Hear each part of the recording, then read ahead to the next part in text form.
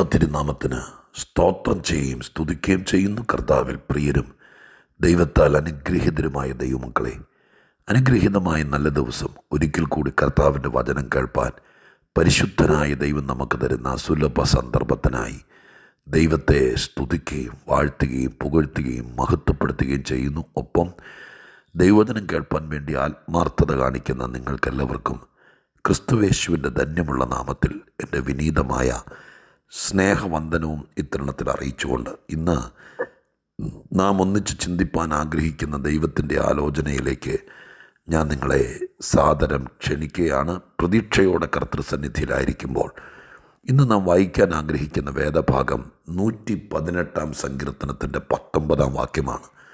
118 സങ്കീർത്തനത്തിൻ്റെ 19 വാക്യം ഇപ്രകാരമാണ്: നീതിയുടെ വാതിലുകൾ എനിക്ക് തുറന്നു തരുവീൻ, ഞാൻ അവയിൽ കൂടി കടന്ന് യഹോവയ്ക്ക് സ്തോത്രം ചെയ്യും.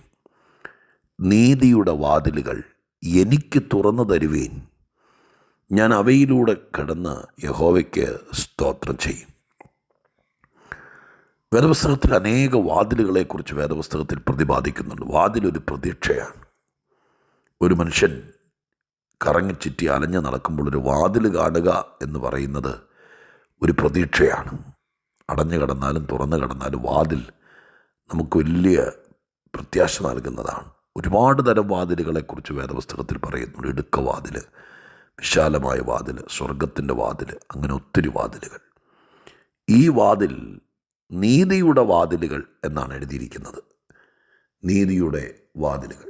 വാതിൽ എന്ന ഏകവചനമല്ല, വാതിലുകൾ എന്ന് ബഹുവചനമാണ് എഴുതിയിരിക്കുന്നത്. അപ്പോൾ ഇത് ഒന്നിലധികം വാതിലുകൾ എന്നത് നമുക്കതിൽ നിന്ന് മനസ്സിലാക്കുന്നു. 2, അടഞ്ഞു കിടക്കുകയാണ്. അതുകൊണ്ടാണല്ലോ തുറന്നു തരാൻ ആവശ്യപ്പെടുന്നത്. അപ്പോഴോ ഈ സങ്കീർത്തനം എഴുതിയ മനുഷ്യൻ്റെ മുമ്പിൽ ഏതൊക്കെയോ നല്ല വാതിലുകൾ, നീതിയുടെ വാതിലുകൾ എന്ന് പറയുന്ന നമുക്ക് അങ്ങനെ തന്നെ പറയാം, നല്ല ബെസ്റ്റ് നല്ല വാതിലുകൾ, അവ അടഞ്ഞു കിടക്കുകയാണ്. അത് തുറന്നു തരാൻ വേണ്ടി ആവശ്യപ്പെടുകയാണ്. തുറന്നു തരുവീൻ, ഞാൻ തുറക്കാൻ പോകുകയാണെന്ന് ക്ലെയിം ചെയ്യുകയല്ല, അല്ലെങ്കിൽ ഡിക്ലെയർ ചെയ്യുകയല്ല, ആരോടോ പറയുകയാണ് തുറന്നു തരുവീൻ, തുറന്നു തരുവീൻ. ആരോടാണ് ഈ തുറന്നു തരുവീൻ എന്ന് പറയുന്നത്?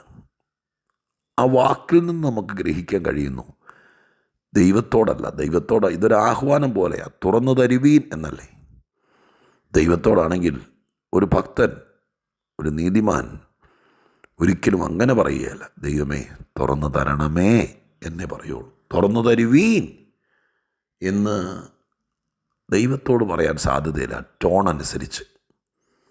പിന്നെ ആരോടാ? ശത്രുവിനോടോ? ശത്രുവിനോടാണെങ്കിലും ഇത്ര റെസ്പെക്റ്റോടെ ഒരു ദൈവപൈതൽ, ഒരു അഭിഷിക്തൻ, ഒരു അധികാരി എൻ്റെ വാതിൽ എനിക്ക് തുറന്നു തരുവീൻ എന്ന് വിനീത മനസ്സോടെ പറയുകയല്ല, അധികാരത്തോടെ വാതിൽ തുറക്കട്ടെ എന്ന് പറഞ്ഞ്. ശത്രുവിനോട് നമ്മളൊരു വാതിലും തുറന്നു തരാൻ വേണ്ടി ബെഗ് ചെയ്യുകയല്ലോ. പിശാചിൻ്റെ അടുക്ക് പോയിട്ട് വാതിൽ തുറന്നു തരാമോ, ശത്രുവിൻ്റെ അടുക്ക് പോയിട്ട് വാതിൽ തുറന്നു തരണേ എന്ന് പറയാറില്ലല്ലോ. ദൈവം നമ്മെ ഏൽപ്പിച്ചിരിക്കുന്നത് യേശുവിൻ്റെ നാമത്തിൽ വിട്ടുപോ എന്ന് കൽപ്പിക്കാനല്ലേ, തുറന്നു വരട്ടെ എന്ന് പറയാനല്ലേ. അപ്പോൾ ഇത് ശത്രുവിനോടുമല്ല. പിന്നെയോ വാതിലുകൾ തുറക്കുന്ന ആരോ ഈ വാക്യത്തിൻ്റെ പുറകിലുണ്ട് എന്നെനിക്ക് തോന്നിപ്പോയി. എൻ്റെ തോന്നൽ തെറ്റാണോ? എന്താണെങ്കിലും ഈ കക്ഷി തന്നെ തുറക്കുകയല്ല, ദൈവത്തോടാണെന്ന് എനിക്ക് തോന്നുന്നില്ല, ശത്രുവിനോടാണെന്ന് തോന്നുന്നില്ല. പിന്നെയോ വാതിലുകൾ തുറക്കുന്ന ആരോ ഉണ്ട്. ഇന്നും ഭൂമിയിൽ എൻ്റെ പ്രിയപ്പെട്ടവരെ എങ്ങനെയൊക്കെയോ അടഞ്ഞു പോയ, ചിലപ്പോൾ ശത്രു അടച്ച, ചിലപ്പോൾ ഏതെങ്കിലും വിധത്തിലൊക്കെ താനേ അടഞ്ഞു പോയ വാതിലുകൾ തുറക്കാൻ ദൈവത്താൽ നിയുക്തരാക്കപ്പെട്ടവരാണ് ദൈവത്തിൻ്റെ അഭിഷിക്തന്മാരും ശുശ്രൂഷകന്മാരും ദൈവഭൃത്യന്മാരുമെല്ലാം.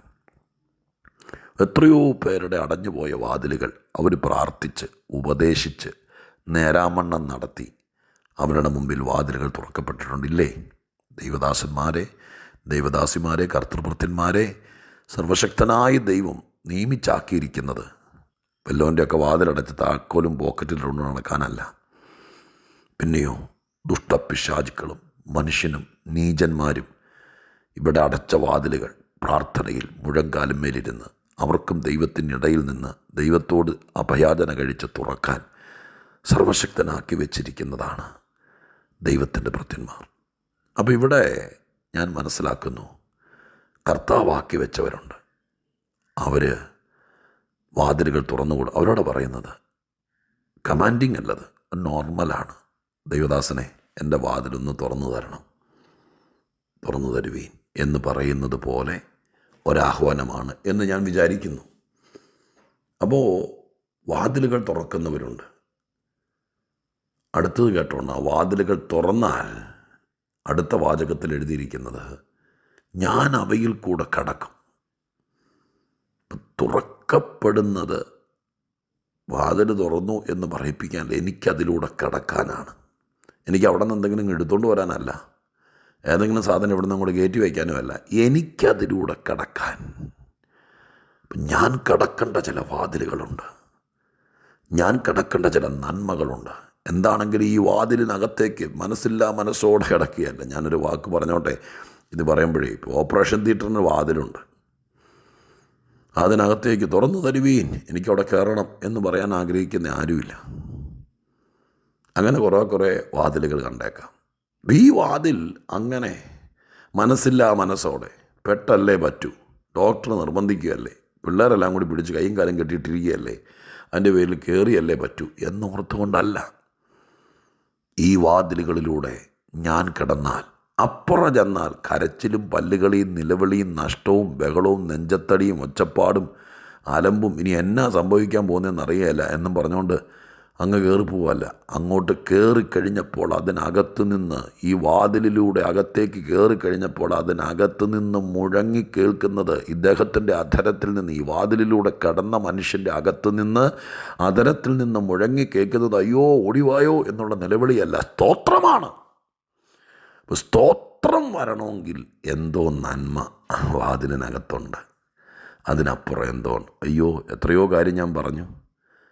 ഇന്ന് രാവിലെ കർത്താവിൻ്റെ തിരുസന്നിധാനത്തിൽ ഈ വാക്യത്തെ ഞാൻ കഴിഞ്ഞ ദിവസമൊക്കെ പ്രാർത്ഥനയിലൊക്കെ ഉപയോഗിച്ചിട്ടുണ്ട് ഈ വാക്യം.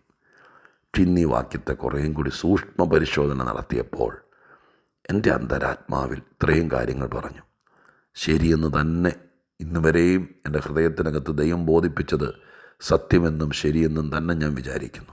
അബദ്ധങ്ങൾ എൻ്റെ വായിൽ വരാതിരിക്കട്ടെ, ദുരുപദേശങ്ങൾ ദുർവ്യാഖ്യാനങ്ങൾ ഒന്നും ഉണ്ടാകാതിരിക്കട്ടെ എന്നെന്നും പ്രാർത്ഥിക്കും. ഇന്നും ഞാൻ പറയുന്നു, സഹചരെ, പ്രിയപ്പെട്ടവരെ, ഏതൊക്കെയോ വാതിലുകൾ നമുക്ക് അവകാശപ്പെട്ടത്, നാം കടക്കേണ്ടത്, നാം കടന്നു എന്നാൽ നമുക്ക് സ്തോത്രം ചെയ്യാൻ വക തരേണ്ടത് തുറന്നു കിട്ടാനുണ്ട്. അതിന് തുറക്കാൻ ഇവിടെ ആക്കി വച്ചിരിക്കുന്ന ദൈവം നിയോഗിച്ച ചിലരുണ്ട്. ഇവരെ കേട്ടൊക്കെ നല്ല ബന്ധം ഉണ്ടാകുന്നത്. ഈ ആത്മീകമെന്ന് പറയുന്ന ഒരു ഒറ്റയാൻ കളിയല്ല എന്ന് ഞാൻ പലപ്പോഴും പറഞ്ഞിട്ടുണ്ട്. ആരുമായിട്ട് ബന്ധമില്ല, ആരോടും കമ്മിറ്റ്മെൻ്റ് ഇല്ല, ആർക്കും കീഴ്പ്പടിയല്ല, ആരെയും വിശ്വാസമില്ല, ആരെയും വീട്ടിൽ കയറ്റിയല്ല. അങ്ങനൊരു നയമുള്ള ആളുകൾക്ക് ഇങ്ങനെയൊന്നും ആകാൻ പറ്റുമെന്ന് എനിക്ക് തോന്നുന്നില്ല. കുറച്ചുകൂടെ മൈൻഡ് ഓപ്പണാക്കി, ഇതിനകത്തൊക്കെ ശരിയാണ് ഈ പറയുന്നത് പോലെയൊക്കെ കുറേ കാര്യങ്ങളൊക്കെ കള്ളത്തരവും ജീവിക്കാനൊക്കെ നമ്മളൊക്കെ അതിൻ്റെ ഇടയിലാണ് ജീവിക്കുന്നത്. കുറേയൊക്കെ കണ്ണടച്ച് വിടുക, ചിലതൊക്കെ പറഞ്ഞ് ബോധ്യപ്പെടുത്തുക, ചിലതൊക്കെ ഒഴിവാക്കുക, ചിലതിൽ നിന്നൊക്കെ ഒഴിഞ്ഞു പോരുക, ഇതൊക്കെയാണ് ചെയ്യേണ്ടത്. എന്നാലും ഇവിടുത്തെ വ്യവസ്ഥകളെന്നും വ്യവസ്ഥയാണ്. സഭ ഇവിടെ ഉള്ളിടത്തോളം കാലം ഇവിടെ ശുശ്രൂഷകരുണ്ടാകും, അവർ ശുശ്രൂഷിച്ചുകൊണ്ടിരിക്കും. ദൈവം നിയുക്തരാക്കിയിരിക്കുന്ന ആളുകളുടെ മുമ്പിൽ അടഞ്ഞുപോയ വാതിലുകൾ അവർ പ്രാർത്ഥിച്ച് തുറക്കും.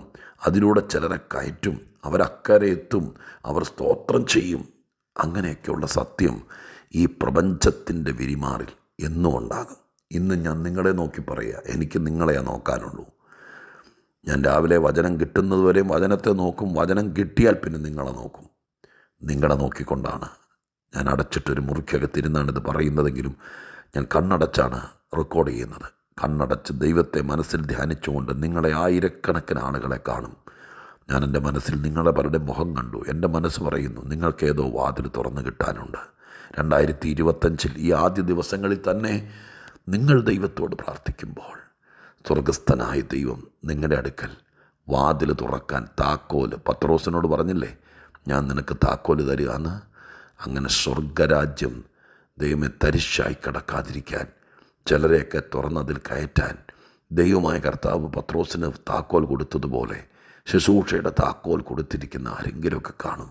നിങ്ങൾ പ്രാർത്ഥിക്കുമ്പോൾ സ്വർഗം നിങ്ങളുമായിട്ട് ബന്ധപ്പെടുത്തി തരും. അവർ പ്രാർത്ഥിക്കുമ്പോൾ നിങ്ങളുടെ മുമ്പിൽ അടഞ്ഞു കിടക്കുന്ന വാതിലുകൾ, നിങ്ങൾ കടക്കേണ്ട വാതിലുകൾ, നിങ്ങൾ ചെന്നെത്തേണ്ട സ്ഥാനങ്ങളിലേക്കുള്ള വാതിലുകൾ, അത് നിങ്ങളുടെ മുമ്പിൽ അടഞ്ഞു കിടക്കുന്നു. അത് തുറന്നു തരും. അത് തുറന്നു തന്നാൽ അതിലൂടെ നിങ്ങൾ കടക്കണം. വാതിൽ തുറന്നിട്ടും അകത്ത് കടക്കാത്ത ഒത്തിരി പേർ കേരളത്തിലുണ്ട്. ദൈവം തുറന്ന വാതിലുകൾ. അതിനകത്ത് വേറെ ഒരു കാലത്ത് തടസ്സമുണ്ടായിരുന്നു, ഒരു കാലത്ത് എതിർപ്പുണ്ടായിരുന്നു. പക്ഷേ ദൈവസന്നിധിയിൽ ഇന്ന് വാതിൽ തുറന്ന് കിടക്കുക. എന്നിട്ടും കയറിയല്ല. ആരെയൊക്കെ ശങ്കിക്കുക, ആരെയൊക്കെ പേടിക്കുക, നാളെ എന്താവുമെന്ന് ചിന്തിക്കുക, അവിശ്വാസമകത്ത് വ്യാപരിക്കുക. ഇല്ല ബ്രദർ, പ്രാർത്ഥിച്ച് നിൻ്റെ മുമ്പിൽ വാതിൽ തുറന്നിരിക്കുന്നു. രക്ഷയുടെയോ നീതിയുടെയോ ദൈവപ്രവൃത്തിയുടെയോ. നീ അങ്ങ് കയറി ചെല്ല്.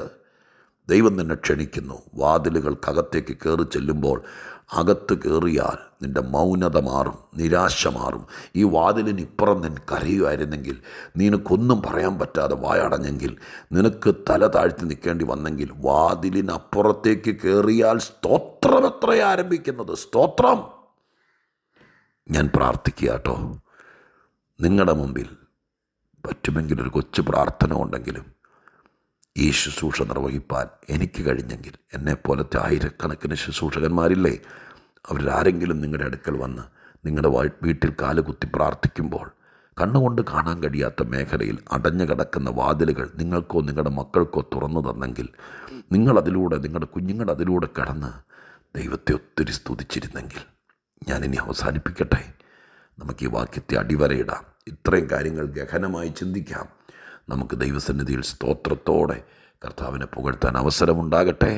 ഇപ്പോൾ ഞാൻ നിങ്ങൾക്ക് വേണ്ടി പ്രാർത്ഥിക്കാം. പരിശുദ്ധ ദൈവമേ, ഞങ്ങളുടെ സ്വർഗീയ പിതാവേ, മനുഷ്യർക്ക് മുമ്പിൽ ഒരുപാട് വാതിലുകൾ ഉള്ള ഒരു ലോകത്താണ് ഞങ്ങൾ ജീവിക്കുന്നത്. ഇത് പലതും ശത്രു അടച്ചേക്കാം, തന്നെ അടഞ്ഞേക്കാം, ഞങ്ങളുടെ പിടിപ്പുകേട് കൊണ്ട് അടഞ്ഞു പോയേക്കാം. എന്നാലും എൻ്റെ കർത്താവേ, വാതിൽ തുറക്കാൻ നിയുക്തരാക്കപ്പെട്ട ചിലർ ദൈവമായ കർത്താവ് നിയമിച്ചാക്കിയിട്ടുണ്ടെന്ന് അറിയുന്നു. അവരൊക്കെയാണല്ലോ ഇവിടെ ശുശ്രൂഷിച്ച് ഒരുപാട് പേർക്ക് വേണ്ടി വാതിലുകളൊക്കെ തുറന്നത്. ഇപ്പോഴും ഞങ്ങൾ പ്രാർത്ഥിക്കുന്നപ്പ, അടിയങ്ങൾ ഇത് കേൾക്കുന്നവർ അവരുടെ മുമ്പിൽ ഈ ആണ്ടിൽ അടഞ്ഞുപോയ പല നീതിയുടെ വാതിലുകളും തുറക്കട്ടെ. വാതിലുകൾ എന്ന ബഹുവചനമാണല്ലോ, ഒന്നിലധികം വാതിലുകൾ ചില വീടുകളിൽ തുറക്കാനുണ്ട്. തുറക്കട്ടെ അപ്പാ. ഞാൻ ദൈവത്തോട് പ്രാർത്ഥിക്കുന്നു. സ്വർഗം അനുഗ്രഹിക്കണമെന്ന് അപേക്ഷിക്കുന്നു. കൃപ കൊണ്ട് നിറച്ചാട്ടെ. ഒത്തിരി മാനിക്കപ്പെടണമേ.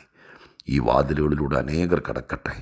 അവരകത്ത് കയറി ദൈവത്തെ പുകഴ്ത്തട്ടെ, ദൈവത്തിന് സ്തോത്രം ചെയ്യട്ടെ. സ്വർഗം അത് ചെയ്യും. യേശുവിൻ നാമത്തിൽ തന്നെ. ആമേൻ.